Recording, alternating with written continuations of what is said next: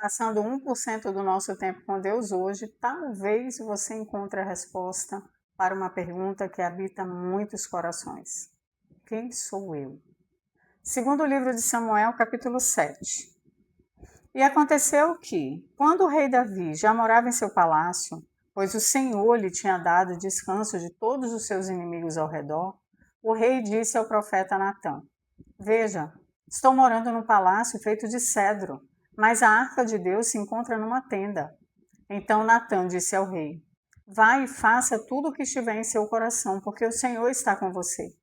Porém, naquela mesma noite, a palavra do Senhor veio a Natã dizendo: Vai e diga ao meu servo Davi: Assim diz o Senhor: Você quer edificar um templo para a minha habitação? Desde o dia em que tirei os filhos de Israel do Egito até o dia de hoje, não habitei em nenhum templo, mas tenho andado em tenda, em tabernáculo.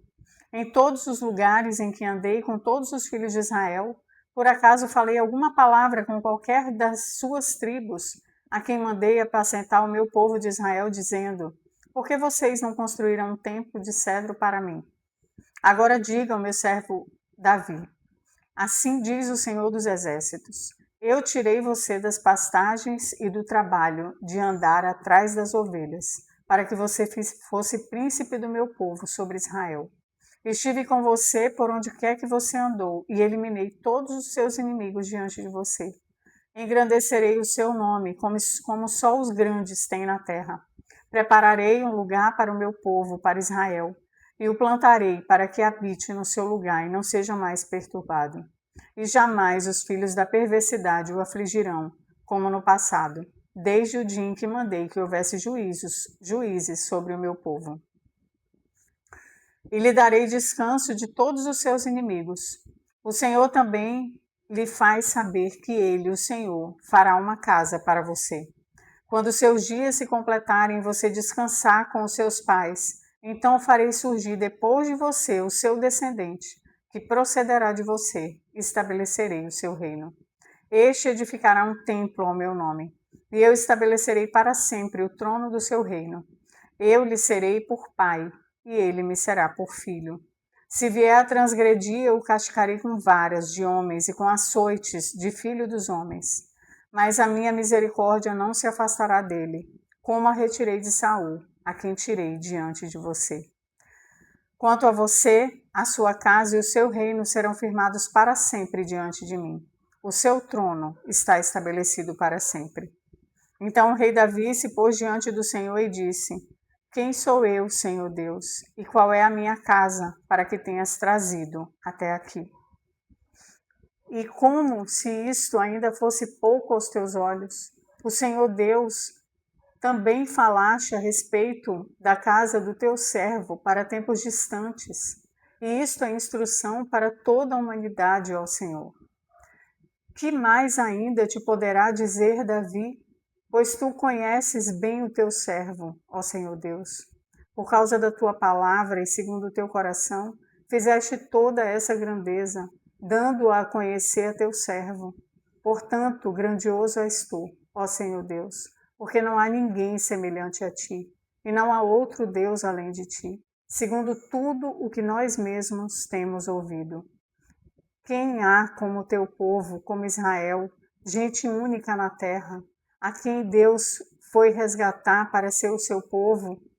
Fizeste para ti mesmo um nome e fizeste por teu povo essas grandes e tremendas coisas para a tua terra, diante do teu povo, que resgataste do Egito, desterrando as nações e os seus deuses. Estabeleceste o teu povo de Israel por teu povo para sempre, e tu, ó Senhor, te fizeste o seu Deus. E agora, Senhor Deus, quanto a essa palavra que disseste a respeito do teu servo e a respeito da sua casa, confirma-a para sempre e faze como falaste. Seja para sempre engrandecido o teu nome e que se diga: o Senhor dos Exércitos é Deus sobre Israel. E a casa de Davi, teu servo, será estabelecida diante de ti. Pois tu, ó Senhor dos Exércitos, Deus de Israel, fizeste ao teu servo esta revelação dizendo: edificarei uma casa para você. Por isso o teu servo se animou para fazer-te essa oração. Agora, pois, ó Senhor Deus, tu mesmo és Deus. e as tuas palavras são verdade. E tens prometido ao teu servo este bem. Queiras agora abençoar a casa do teu servo, a fim de permanecer para sempre diante de ti. Pois tu, ó Senhor, disseste, com a tua bênção, a casa do teu servo será abençoada para sempre. Vou emendar no 8. Depois disso, Davi atacou os filisteus, derrotou-os e tomou das mãos deles o controle daquela região. Também derrotou os moabitas, fez com que se deitassem no chão e os mediu com uma corda. E os que ficaram dentro de suas medidas foram mortos, e os que ficaram dentro da terceira medida foram deixados com vida. Assim os moabitas se tornaram servos de Davi e lhe pagavam tributo. Davi também derrotou Hadadezer, filho de Reobe, rei de Zobá, quando aquele foi restabelecer o seu domínio sobre o rio Eufrates. Davi tornou-lhe 1.700 cavaleiros e 20.000 soldados de infantaria. Mutilou todos os cavalos dos carros de guerra, com exceção dos que puxavam 100 deles. Os sírios de Damasco foram socorrer Hadadezer, rei de Zobá, mas Davi matou 22.000 deles. Davi pôs guarnições na Síria de Damasco, e os sírios se tornaram servos de Davi, e lhe pagavam tributo. E o Senhor dava vitórias a Davi onde quer que ele ia. Davi tomou os escudos de ouro que eram usados pelos oficiais de Hadadezer e os trouxe a Jerusalém. De Betá e Beroai, cidades de Hadadezer, o rei Davi tomou grande quantidade de bronze. Quando Toi, rei de Amate, soube que Davi tinha derrotado todo o exército de Hadadezer, mandou o seu filho Jorão ao rei Davi para o saudar e cumprimentá-lo por ter lutado contra Hadadezer e por havê-lo vencido. Acontece que Hadadezer de contínuo fazia guerra a Toi. Jorão trouxe consigo objetos de prata, de ouro e de bronze que o rei Davi consagrou ao Senhor, juntamente com a prata e o ouro que já havia consagrado de todas as nações que havia subjugado. Da Síria, de Moabe, dos filhos de Amon, dos filisteus, de Amaleque e dos despojos de Hadadezer, filho de Reobe, rei de Zobá. Davi ficou ainda mais famoso quando, ao voltar do ataque dos sírios, matou 18.000 homens no Vale do Sal. Pôs guarnições em todo o Edom, e todos os edomitas se tornaram servos de Davi, e o Senhor dava vitórias a Davi, por onde quer que ele ia. Davi reinou sobre todo Israel, julgava e fazia justiça a todo o seu povo. Joabe, filho de Zerui, era comandante do exército. Josafá, filho de Ailude, era cronista.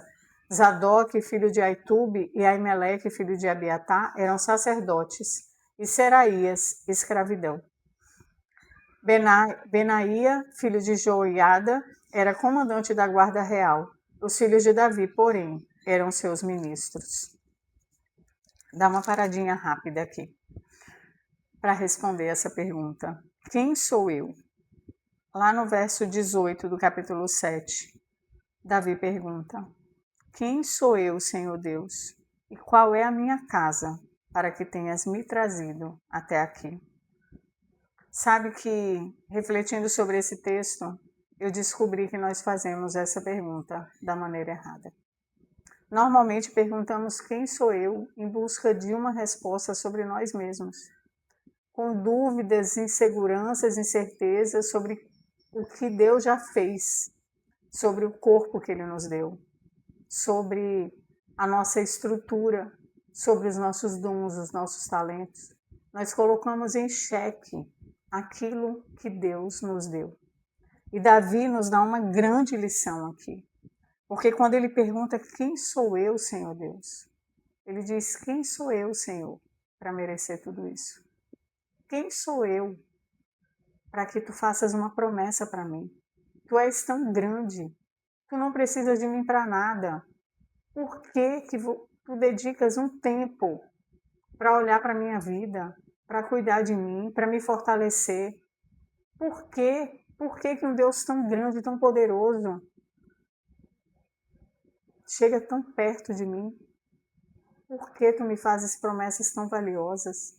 Talvez se a gente mudar a nossa pergunta e começar a se derramar diante do Senhor da mesma forma, sem que tudo esteja perfeito, sem pensar que Só podemos estar satisfeitos quando estiver tudo bem, olhando para o que Deus já nos deu.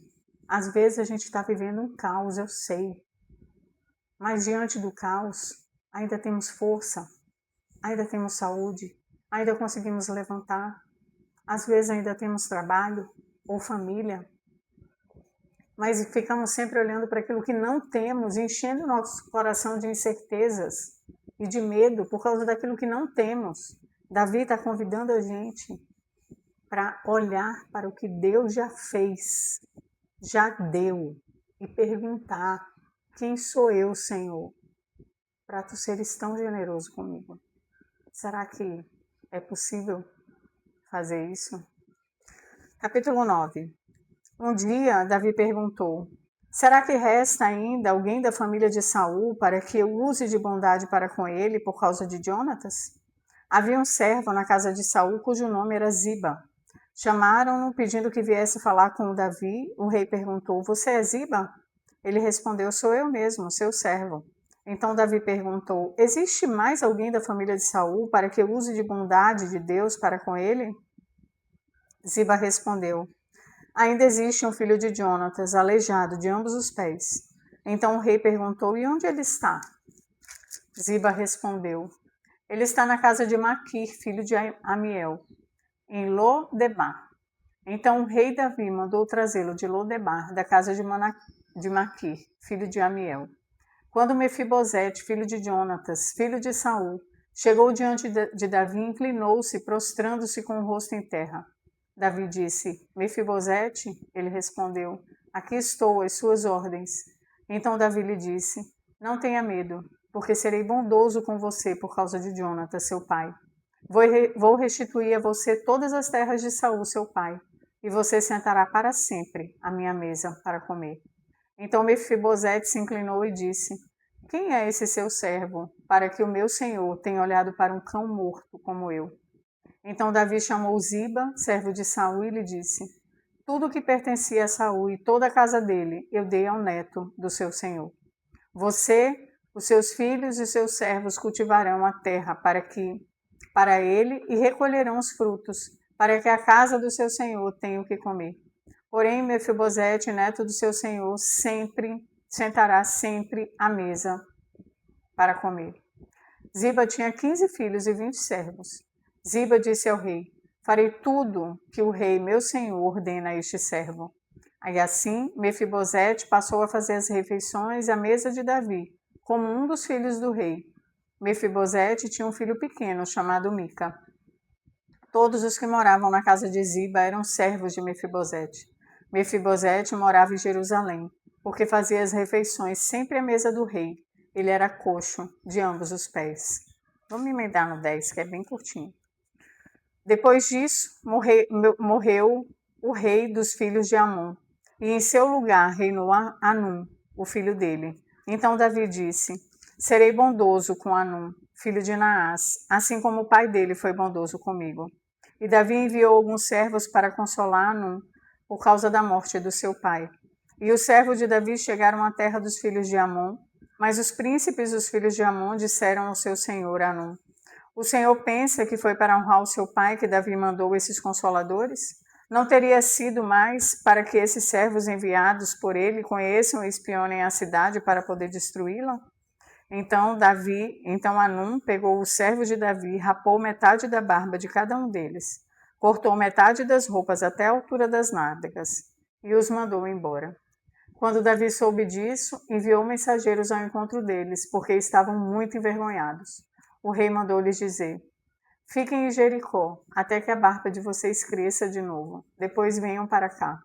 Quando viram que haviam despertado o ódio de Davi, os filhos de Amon mandaram mensageiros e contrataram 20.000 soldados dos sírios de Bet-Reob e dos sírios de Zobá, 1.000 soldados do rei de Maaca e 12.000 de Tobi. Davi soube disso e enviou contra ele Joabe com todo o exército dos valentes. Os filhos de Amon saíram e se prepararam para a batalha, à entrada do portão da cidade. E os sírios de Zobá e Reobe, e os homens de Tobi e Maaca estavam à parte no campo. Quando Joabe viu que a batalha estava preparada contra ele, tanto pela frente como pela retaguarda, escolheu os melhores soldados de Israel e os formou em linha contra os sírios. O resto dos exércitos ele entregou a Abisai, seu irmão, o qual o formou em linha contra os filhos de Amon. Joabe disse a Abisai: se os sírios forem mais fortes do que eu, você virá em meu socorro. E se os filhos de Amon forem mais fortes do que você, eu irei em seu socorro. Seja forte.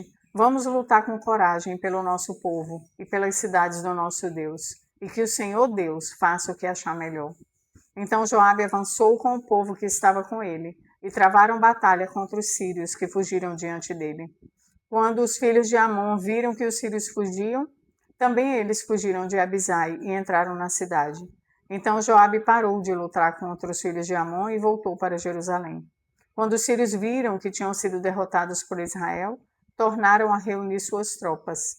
Hadadezer mandou chamar os sírios que estavam do outro lado do rio Eufrates, e eles foram até Elã. Sobaque, comandante do exército de Hadadezer, marchava diante deles.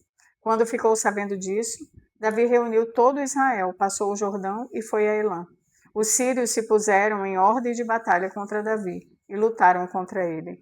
Porém, os sírios fugiram de Israel e Davi matou os condutores de 700 carros de guerra e 40.000 cavaleiros sírios. Também feriu Sobaque, o comandante do exército, que morreu ali. Quando todos os reis servos de Hadadezer viram que tinham sido vencidos por Israel, fizeram paz com Israel e os serviram. E os sírios ficaram com medo de voltar a socorrer os filhos de Amon. Eu quero dar ênfase aqui ao capítulo 9, quando Davi é fiel à sua promessa, quando ninguém estava vendo.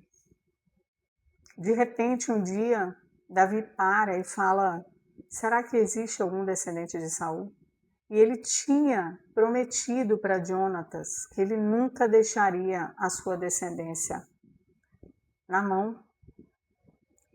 E ali ele cumpre a promessa. Mas Davi não tinha ninguém cobrando dele aquilo. Não tinha ninguém que lembrasse a ele a promessa. Mas ele mostra o seu coração ali, buscando, não esperando para cumprir a sua promessa, mas buscando cumprir a sua promessa diante de Deus, que era o único que sabia o que Davi precisava fazer.